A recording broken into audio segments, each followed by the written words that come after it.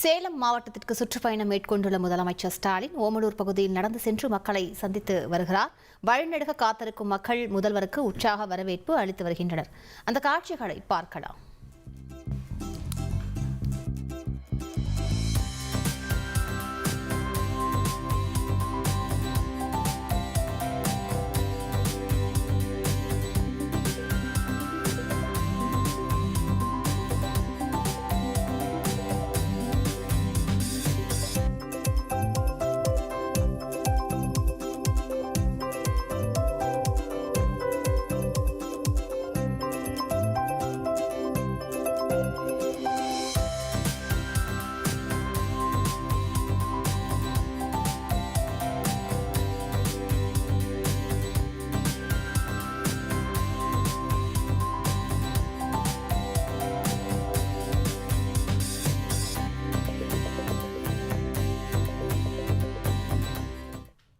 கூடுதல் தகவல்களை செய்தியாளர் தமிழ்ச்செல்வன் வழங்க கேட்கலாம். தமிழ்ச்செல்வன் வணக்கம். அங்கு பலதரப்பட்ட மக்களும் காத்திருக்கிறார்கள். அவருக்கு உற்சாக வரவேற்பு அளித்து வருவதை பார்க்கிறோம். குறிப்பாக பள்ளி மாணவிகள் அவரிடம் பேசினார்கள். ஏதாவது கோரிக்கைகளை வைத்தார்களா? விவரங்களை பதிவு பண்ணுங்க.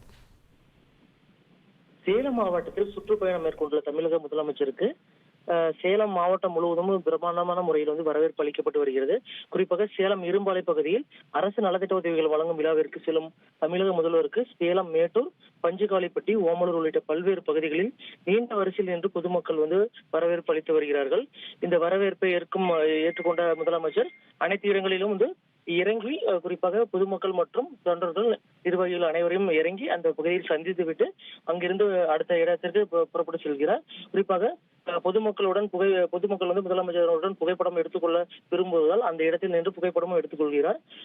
இது மட்டும் இல்லாமல் பொதுமக்களிடம் அவர்கள் கொடுக்கும் கோரிக்கை மனுக்களை பெற்றுக்கொண்டு அதற்கு உரிய நடவடிக்கை எடுக்கப்படும் என்ற உறுதியும் அளித்து வருகிறார்.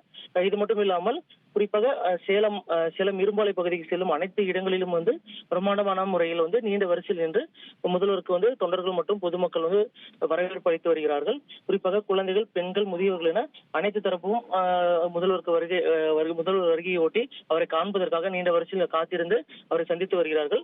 இந்த நிலையில் சேலம் முதல்வர் செல்லும் அனைத்து பாதைகளிலும் காவல்துறையினர் பாதுகாப்பு போடப்பட்டு முழுமையாக தற்பொழுது காவல்துறையினர் பாதுகாப்பில் முதலமைச்சர் அந்த ரோட் ஷோ நிகழ்ச்சியில் கலந்து கொண்டு அனைத்து பகுதியும் சந்தித்து வருகிறார்.